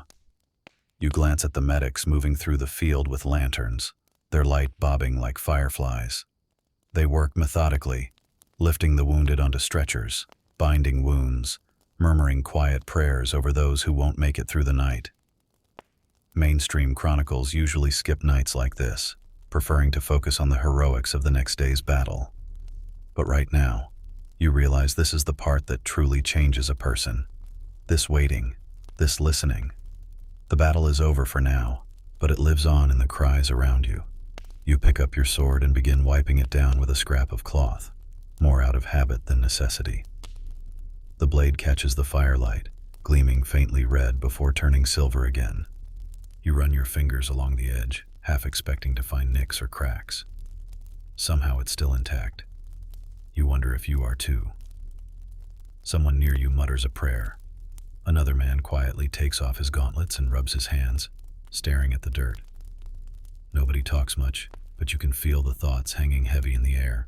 Who survived? Who didn't? Who might not make it to morning? Odd detail. A stray dog wanders into the circle of firelight, its coat matted with mud. It sniffs around for scraps, completely unfazed by the armored men sitting in its path. One of the soldiers tosses it a piece of bread, and it trots off into the night, tail wagging. Somehow, that simple moment feels almost sacred. Your body aches everywhere. You shift and feel the bruises blooming under your armor. You should take it off to sleep, but you don't. None of you do. You all keep your breastplates and helmets within reach because nobody fully trusts the darkness. Scholars still argue whether knights truly slept on battlefields like this, or whether they rotated shifts and stood guard all night. Whatever the truth, you find yourself nodding off in short bursts, head jerking awake every time a distant scream cuts through the night. The fire burns lower, casting long, thin shadows. You catch yourself staring into it until your eyes blur, and the shapes start to look like figures, people you know, faces you've lost. You blink hard and shake your head, but the images linger. Somewhere, an owl calls. The march back to camp is quiet. Your legs ache with every step, muscles screaming from hours of battle. Mud clings to your boots, and your armor is scratched and dented in ways you didn't even notice until now. The world feels off-kilter, as if the ground itself has shifted while you were distracted by the fight. You pass bodies on the field, friend and foe alike, already being gathered by the medics and camp followers. Some are covered with rough blankets, others left exposed in the fading light. A shiver runs through you as you realize how many of them you recognize, faces blurred but familiar from yesterday's line. The air smells of sweat, blood, and smoke, a lingering haze that sticks to your hair and clothes.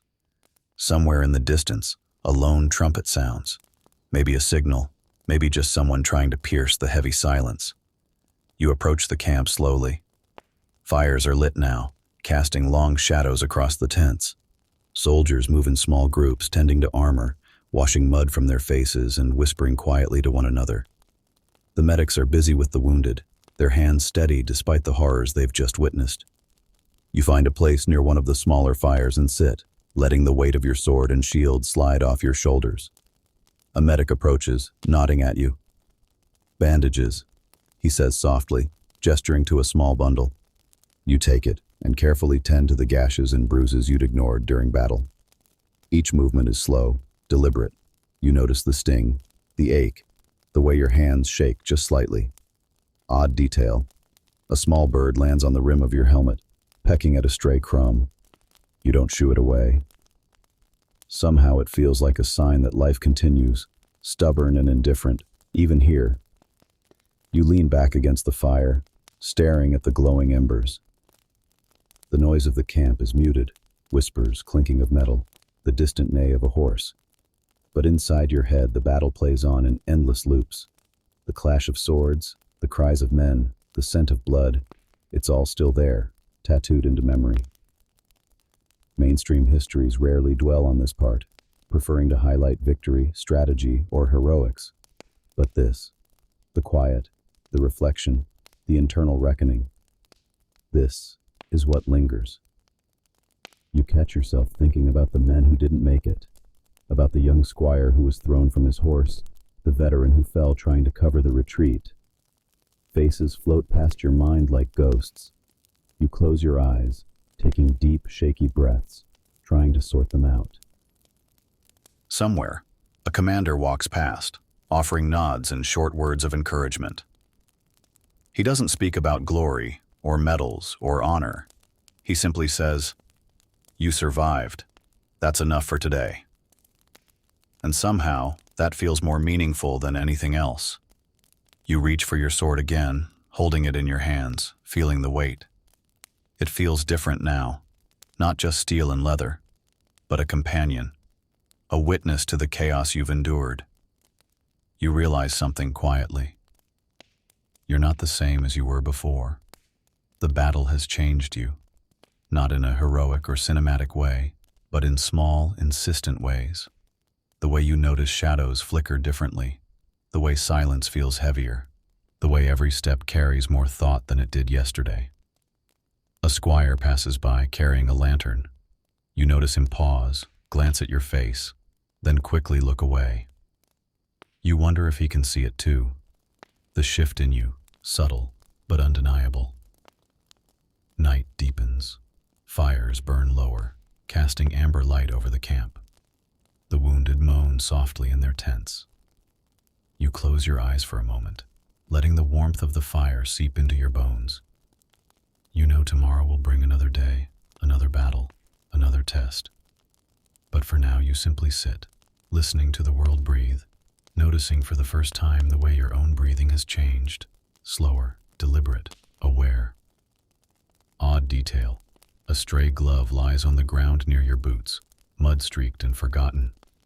You pick it up, turn it over in your hands, then toss it gently back onto the earth. Some things are lost. Some things can't be held on to. As you lean back against the fire again, the embers crackle and pop, tiny sparks rising into the night air. You allow yourself a small, bitter smile. Somehow, after all that, you're still here. And that's enough for tonight. The last of the fighting dies away with the sunset. The enemy has retreated, leaving the field littered with broken weapons, shattered shields, and the quiet bodies of those who didn't survive. You stand among them, chest heaving, hair matted with sweat and blood, and take it all in. The world is bathed in a deep orange glow, and even the horrors of the day feel softened by the fading light. Around you, men move like ghosts, collecting the wounded and the dead. Stretchers creak under their loads. Medics murmur prayers, their hands steady despite exhaustion. Horses are led to water and blankets, their hooves clopping softly against the trampled earth. You take a moment to breathe, not the shallow gasping from hours of battle, but a slow, deliberate inhale that fills your lungs with the scent of smoke, mud, and iron. It's grounding, almost comforting in its own strange way. The field feels eerily empty now, yet every step you take reminds you of those who fell here. Their absence is loud. You catch yourself staring at a broken helm, recalling the young squire who had laughed nervously the day before. Now gone. Odd detail. A single white feather drifts across the ground, catching the light of the embers from nearby campfires.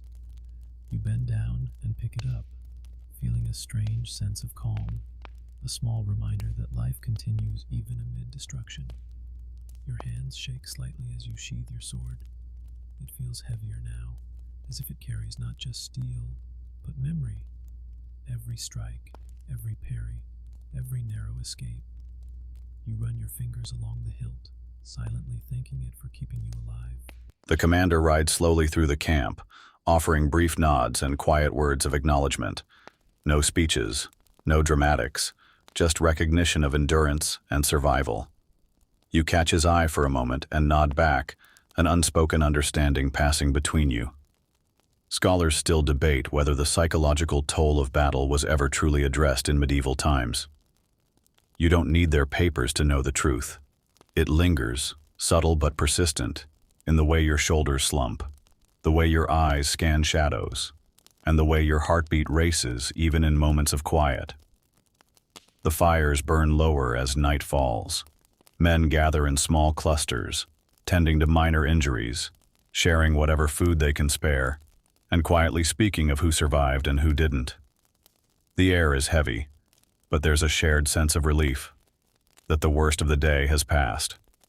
You find a spot near one of the larger fires and sit, letting the warmth seep into your aching muscles. The embers crackle softly, the sound almost hypnotic, lulling your mind into reflection. You think about the battle, the chaos, the fleeting moments of fear, courage, and instinct that defined each second. Odd detail. A lone rat scurries past, ignoring the men entirely, pausing only to sniff at a discarded scrap of cloth before disappearing into the shadows. Even the smallest creatures continue their routines, indifferent to human drama. You notice the stars beginning to appear, faint and distant in the clear night sky. They remind you of everything else waiting beyond this battlefield: quiet villages, far-off forests, the small comforts of life untouched by war. You realize that while the world here is scarred, it is not broken. As the camp quiets, your thoughts drift inward. You consider how the battle has changed you, how every moment of survival has left a mark, subtle but undeniable. You feel heavier, yes, carrying the memory of what happened. But you also feel sharper, aware in ways you never were before. And so, as the embers fade to gray, the men settle around the fires and the night deepens, you allow yourself a rare moment of stillness. You are alive, the battle is over, the field may remember, but you will carry forward. Word count, 1764. Soft nighttime wind down, 300 words. The camp is quiet now. Only the faint crackle of dying embers and the soft rustle of tents in the night breeze fill the air. You lie back on your cloak, letting your body sink into the uneven ground, muscles aching, but finally at rest. The stars above glimmer faintly, distant and steady, a reminder that the world continues beyond this scarred field. You breathe slowly, deliberately, letting the rhythm of your chest and the gentle whisper of wind lull your mind. Shadows stretch and flicker in the firelight, moving like dancers, soft and mesmerizing. Somewhere, a horse shifts in its sleep, and a low snore escapes a nearby comrade. The world is imperfect, alive, and strangely comforting in its quiet imperfections.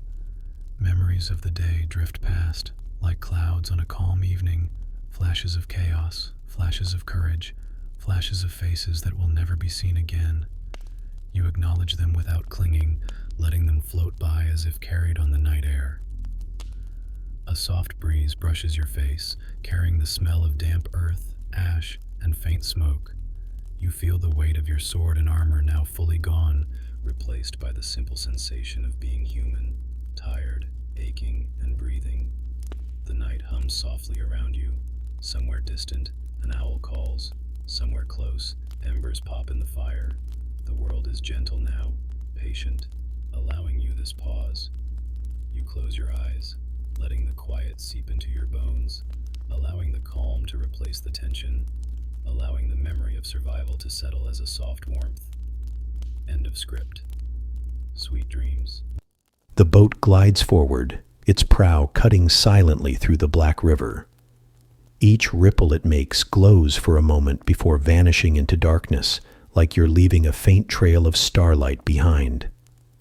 The 12 gates loom ahead, not side by side, but one after another, each more imposing than the last.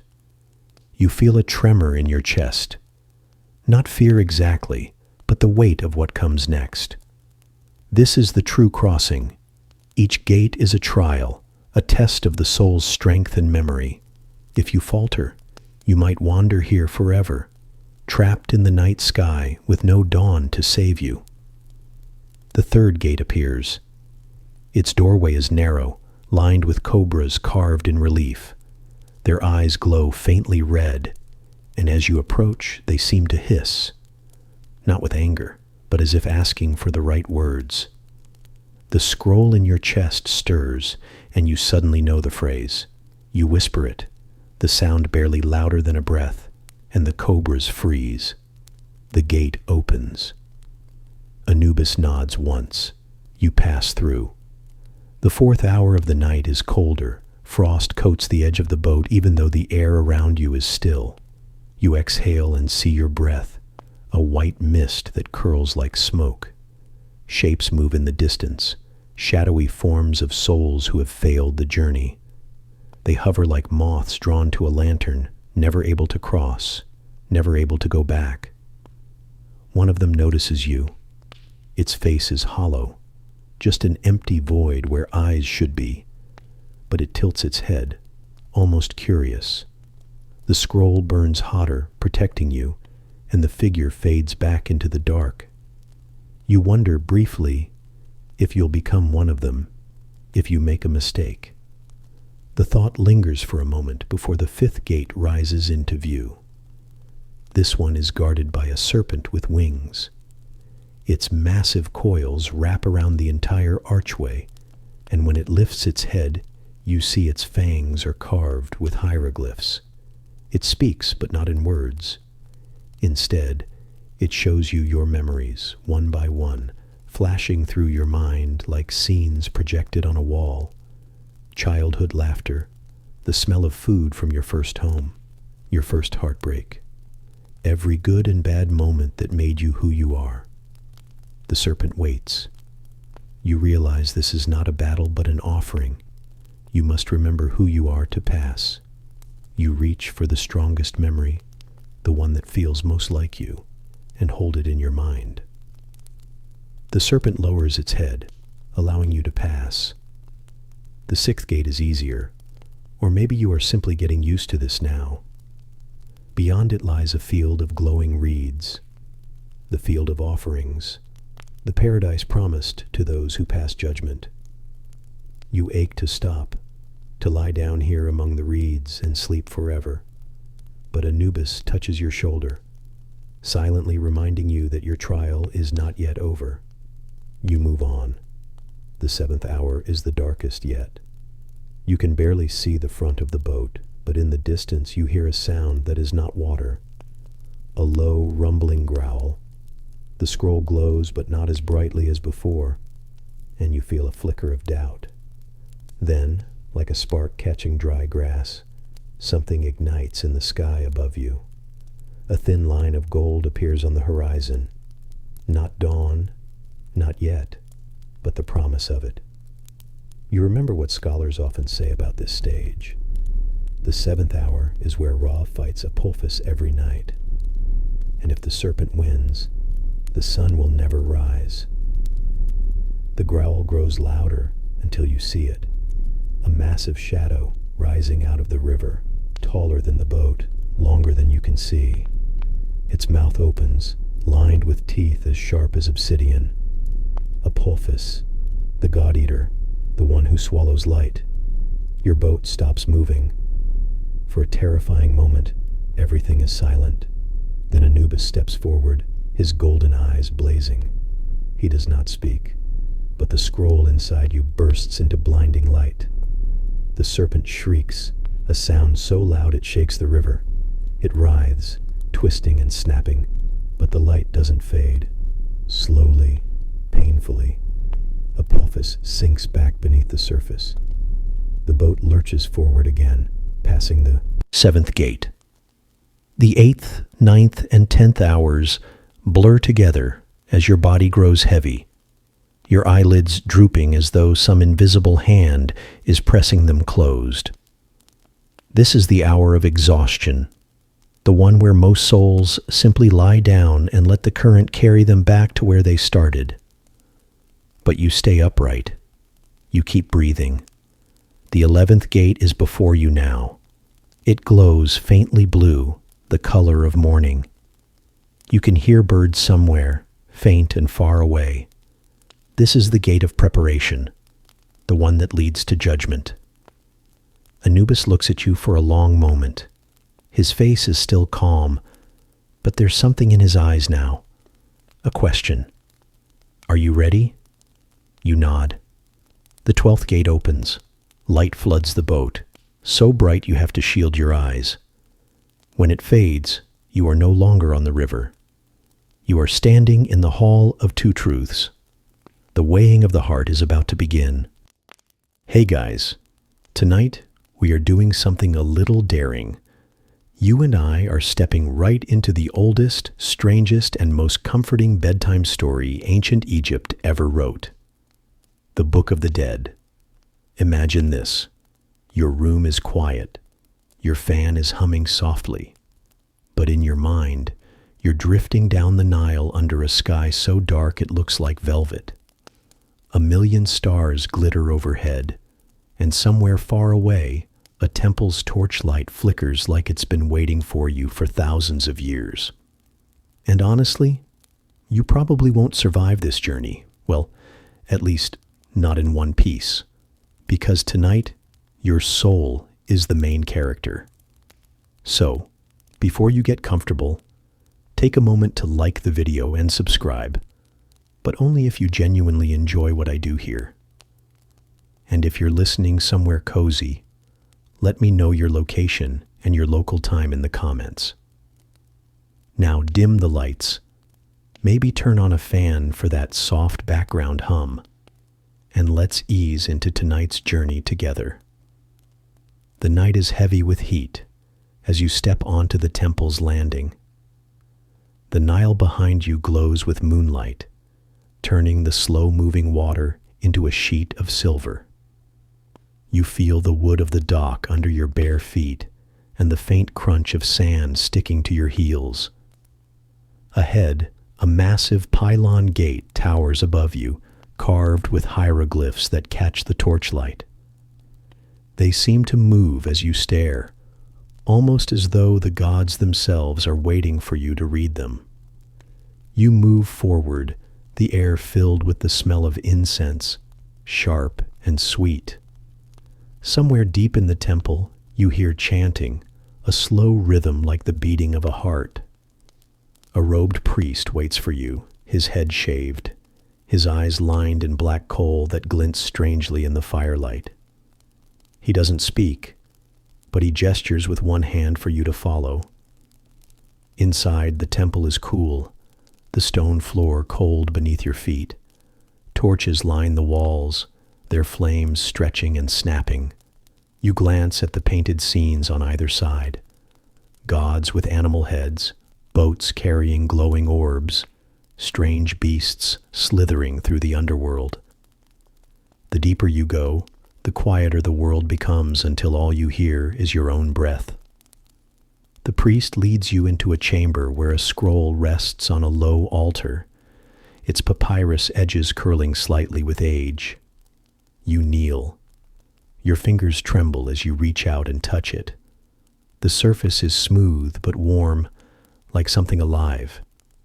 Suddenly, the painted symbols begin to glow, faint gold lines racing across the papyrus as though the words are waking up just for you. Your vision blurs, the world spins, and then you are no longer kneeling in a temple. You are standing outside your own body. Your physical form lies perfectly still on the floor behind you, but you feel light, almost weightless, like a whisper of smoke. The gate of the west appears before you, a shimmering archway rising out of the dark. Beyond it, there is nothing, just endless, quiet night. And yet you feel a pull, like gravity itself is urging you forward. Somewhere in the shadows, you hear a faint rustle and turn to see a jackal-headed figure approaching silently.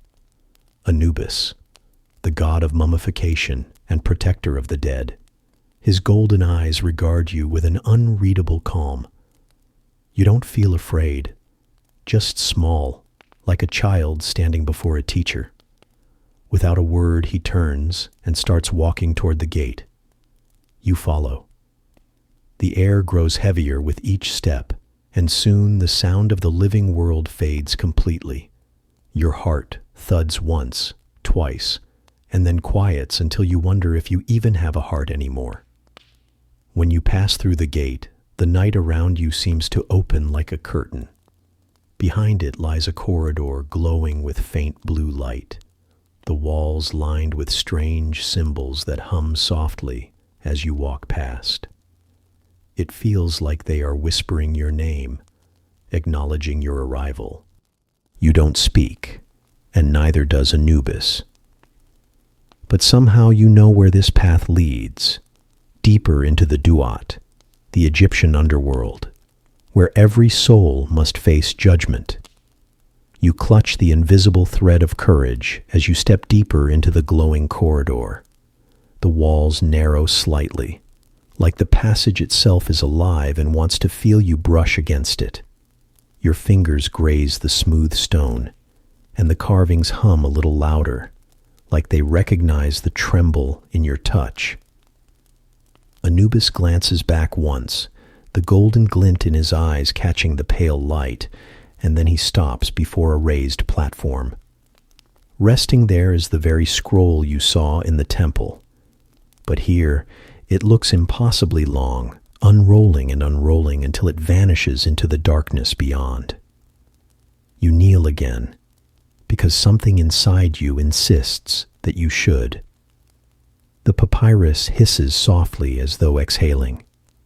Its surface ripples once, then settles, and when you look closely, the painted figures are moving, slowly, gracefully, as if they are reenacting the spells themselves. Your name appears first, not in English, not even in hieroglyphs you fully understand, but deep inside your mind, you feel its weight. This is your story now. The first spell rises off the papyrus like smoke. It swirls around you, glowing faintly gold before it sinks into your chest. For a moment you taste something sweet and metallic, like honey mixed with bronze, and suddenly you can feel the strength of your heart again. Anubis tilts his head, clearly satisfied. He points to a new section of the scroll, one showing a boat floating across a black river. The boat is tiny, but it glows like a lantern in the dark. You watch as a beetle-shaped figure appears, pushing the boat forward with impossible patience. You know this name too, Khepri, the morning sun, the scarab who rolls the light across the sky. This part of the spell is meant to prepare you for the next stage, to keep your soul from getting lost in the infinite night. The scroll rustles again, and a wind stirs the corridor, even though there is no air moving here. Sand begins to gather at your feet, forming a path that stretches ahead. You rise, and Anubis steps aside, letting you go first this time. The moment you step onto the sand, the scene around you melts away like wet paint running down a wall. The stone corridor is gone. You're standing on the edge of a vast desert under a black sky. Stars wheel overhead in impossible clarity, so close you could almost pluck them down like fruit. A single boat waits at the shore of an invisible river. It rocks gently, though there's no water you can see. You step inside, and the boat holds you as if it was carved exactly to fit you. Khepri is there, shining faintly, his massive beetle shape strangely calming. He doesn't speak, but he begins to roll a glowing orb along the floor of the boat, and the river begins to move. You drift forward, slowly at first, then faster. The stars above you begin to spin, and for a moment you wonder if you are traveling across the sky itself.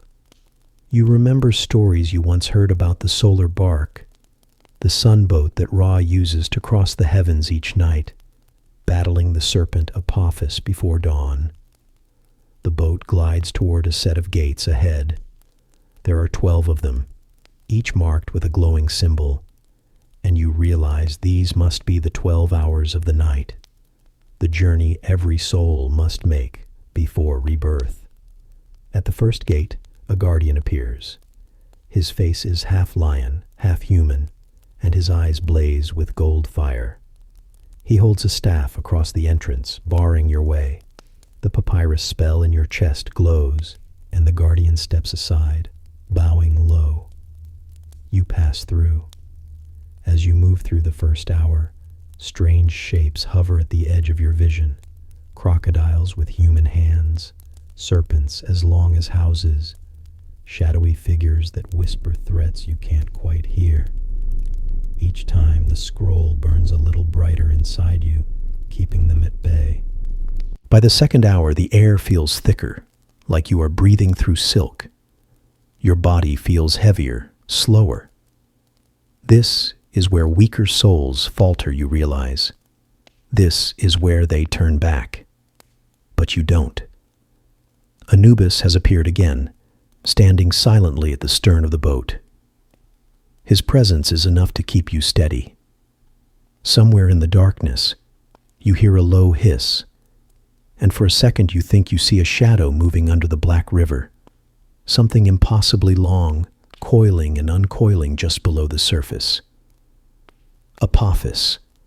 You can't see his full shape, but you feel the malice radiating off him.